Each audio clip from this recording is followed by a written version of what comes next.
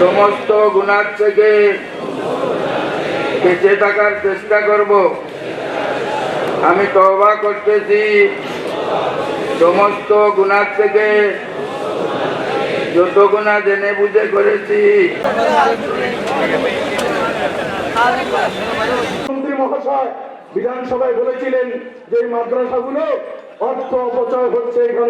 এখানে কোনো ভালো শিক্ষা হয় না, এখানে জেনারেল শিক্ষা হয় না, এখানকার ছেলে মেয়ে ডাক্তার হয় না, এই ধরনের কথা বলে ইলজাম এনে মাদ্রাসা বন্ধ করা হয়েছিল। আপনারা সেটা জানেন। তার বিরোধিতা বিধানসভার ভিতরে এবং বাহিরে আমি করেছিলাম যে মুখ্যমন্ত্রী মহাশয় আপনি ভুল বলতেছেন।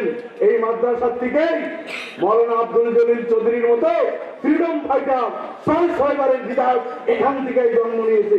মৌলানা আবুল কালাম আজাদ উনিও মাদ্রাসার করে জন্ম নিয়ে ভারতের সর্বপ্রথম এডুকেশন মিনিস্টার ছিলেন। আজকে ভারতের এই এডুকেশনাল সিস্টেম উনি যতটুকু করে গেছে, পরবর্তী স্বাস্থ্যমন্ত্রী ততটা করছে কিনা নাই আমি জানি না।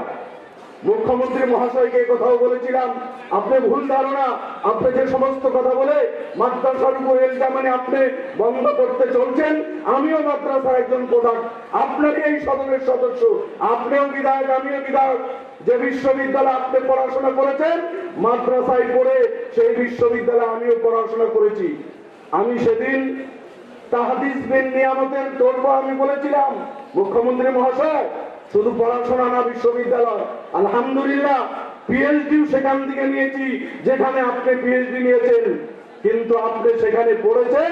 আমি সেই বিশ্ববিদ্যালয়ে 2 বছর পড়িয়েছি, আমি শিক্ষকতা করেছি গুয়াহাটি বিশ্ববিদ্যালয়, আমিও তো মাদ্রাসার ছাত্র।